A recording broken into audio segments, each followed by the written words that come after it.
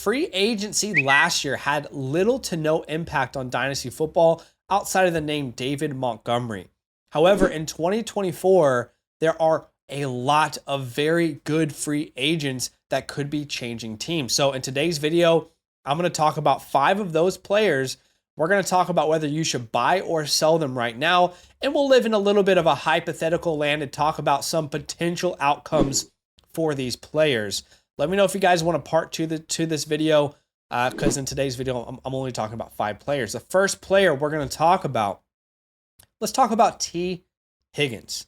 This is probably the biggest name I would imagine that's set to be a free agency that will make a dynasty impact. Now, will T. Higgins stay with the Cincinnati Bengals? We're not 100% sure at this time. What we do know is that a reporter was approached, or Joe Burrow was approached by a reporter, and they asked him about T. Higgins' contract. And Joe Burrow said, I set up my contract so that we could keep guys like T. Higgins. So let's start off there. There's a very good chance that he returns to the Bengals, but of course, there's also a chance that they decide we got to pay Jamar Chase. We already paid Joe Burrow. Let's kind of skip out on T. Higgins and address wide receiver in the draft. But in 2023, T. Higgins missed 5 games. He still finished with 42 receptions, almost 700 yards and 5 touchdowns. He was a wide receiver 40 on a per game basis, averaging 11.5 points per game. As of right now, the community values him anywhere between wide receiver 20 to 24-ish in Dynasty football. And let's talk about some potential free agency fits.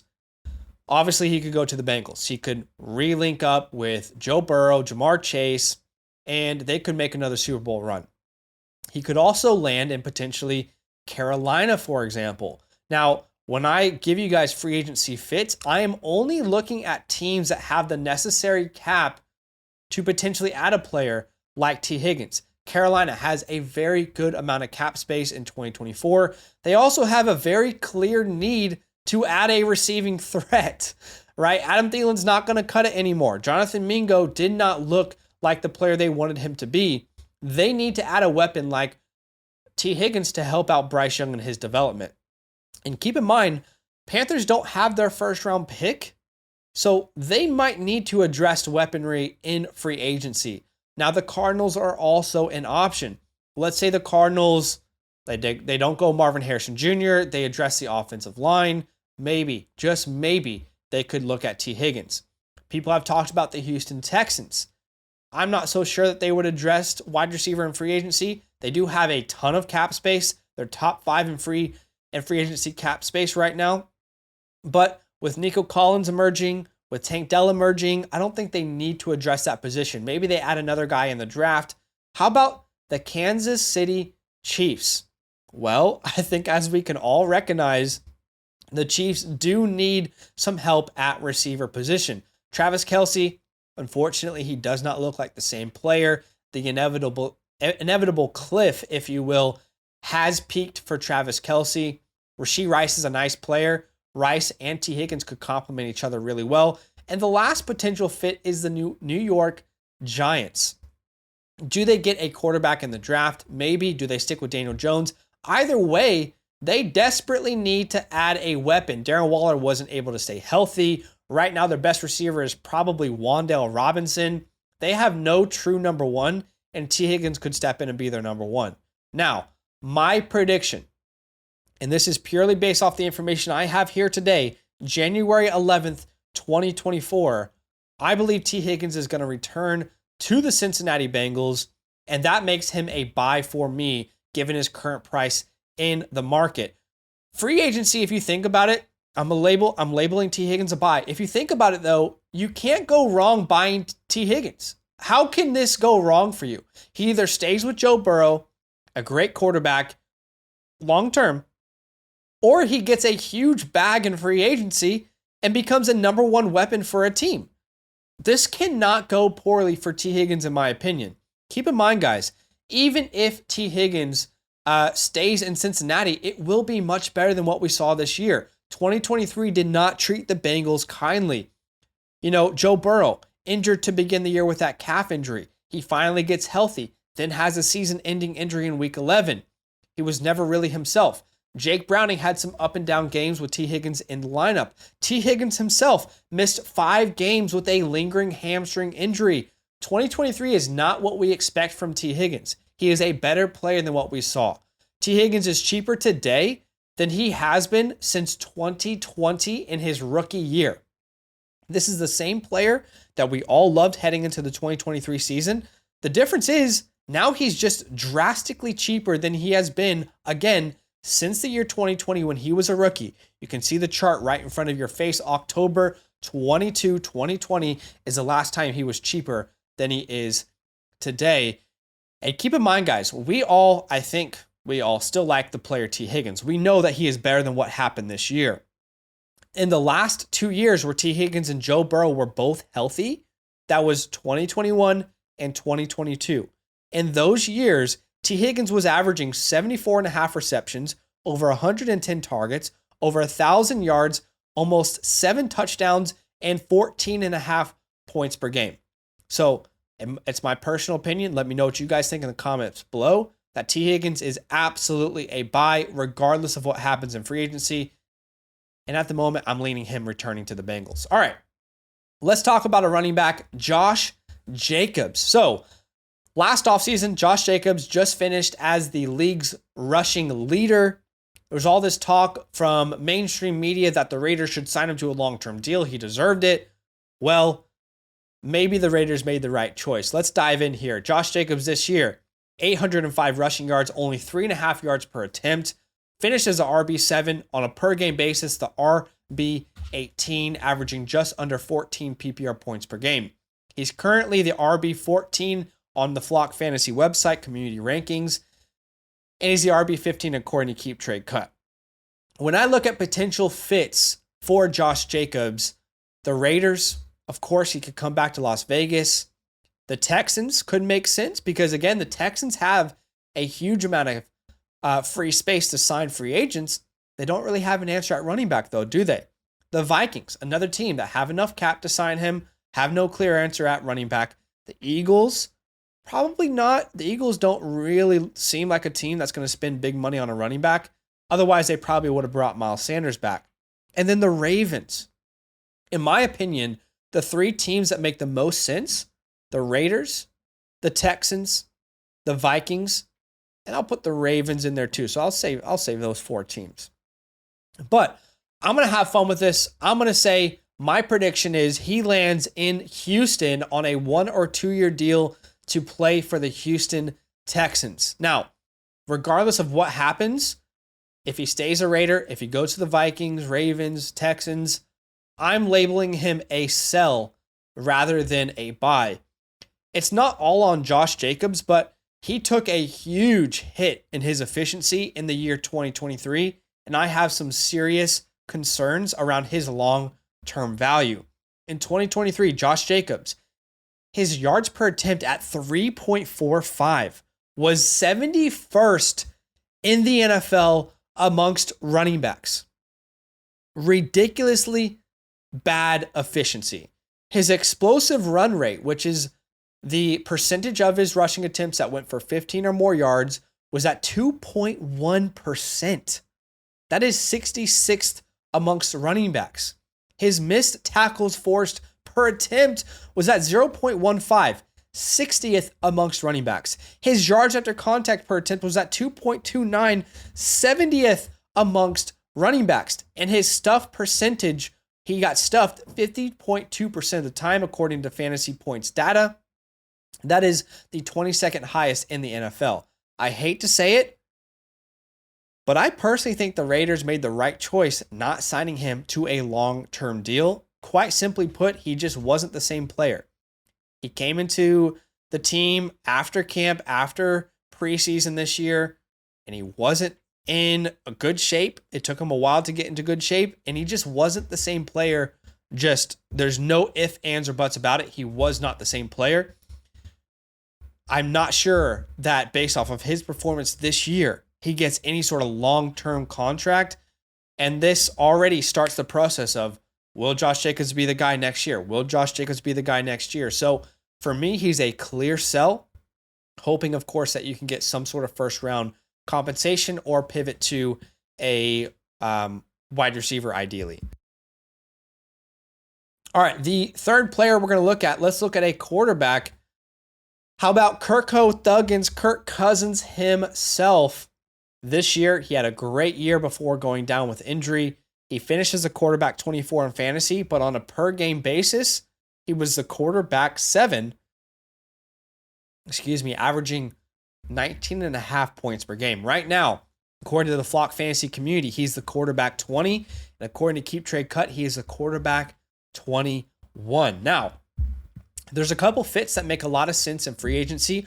Obviously, he could return to Minnesota. There's a report out there that he would take a team-friendly deal to stay in Minnesota. I think the Falcons could make a lot of sense. We've heard reports there. The Raiders, it doesn't really make sense. The Patriots, they'll probably draft a quarterback. So the two teams that I'm really stuck on here is the Vikings and the Falcons.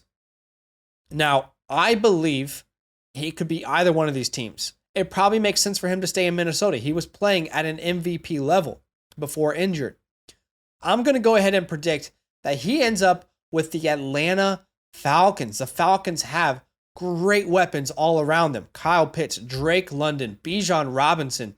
They just do not have a quarterback since Matt Ryan that they've been able to rely on getting those guys the ball. They have a good defense. They have a good run game. They need someone like Kirk Cousins to put them in the playoff conversation. Now, regardless of if he signs with the Falcons or not, we need to talk about, is he a buy or sell? And you're only really buying him if you're in a Superflex league.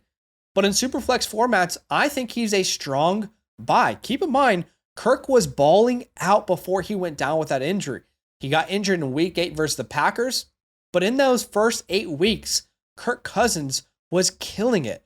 In those first 8 weeks, he had a 69.5 completion percentage. That's 5th best in the NFL in those first 8 weeks.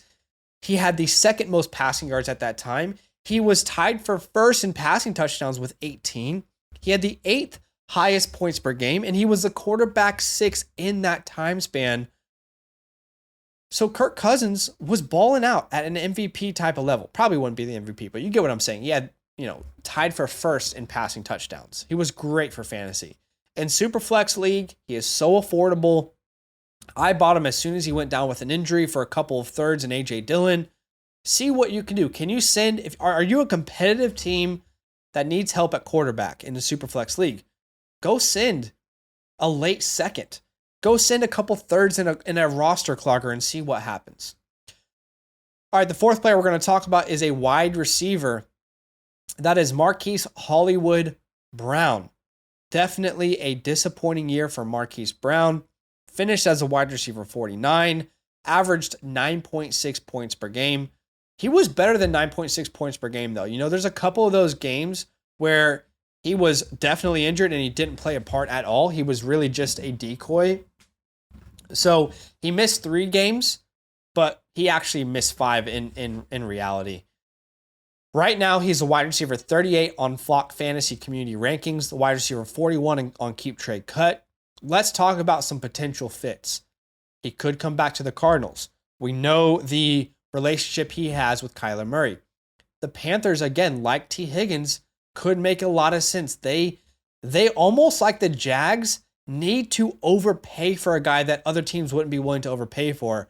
You know how they did that with Christian Kirk for Trevor Lawrence?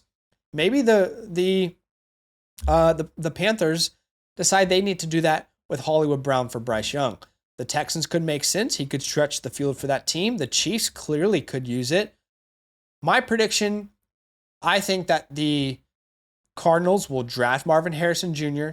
They will move on from Hollywood Brown. And the Carolina Panthers will be in pole position to add Hollywood Brown. I'm labeling Hollywood Brown a buy. He's a wide receiver 40 pretty much across the board. This all comes down to price. That's a pretty affordable price. He's going to enter free agency in a league where wide receivers are coveted, where wide receivers are overpaid. So again, he either joins Kyler Murray and Marvin Harrison, or he becomes an important piece to a team like Carolina that overpays him. Regardless, he's going to get a great contract, and he's going to be an important part of an offense moving forward. and he's going to be healthy. We've seen how good he can be for fantasy football. This is not a 29-year-old free agent. He's going to be 25, 26 years old in his prime. I say he's a buy. All right, and the last player we'll talk about today, again, guys, let me know what you think about this video. Do you want more content like this on free agency? Before I get into this last player, I just wanted to quickly let you guys know some very exciting news. Our 2024 Rookie Report version 1.0 is officially released over on the Flock Fantasy website. So if you want to have access to it, use our promo code LAND, sign up to the Mother Flocker tier, and you will instantly be able to view this huge PDF. You can see an example of a profile here from Marvin Harrison Jr. If you want to dive into quarterbacks, running backs, wide receivers, tight ends, you want to learn more about this rookie class, you're a diehard Dynasty player, then again, go ahead and use our promo code LAND and get your hands on this rookie report. All right, the fifth and last player I'm going to be talking about, Saquon Barkley.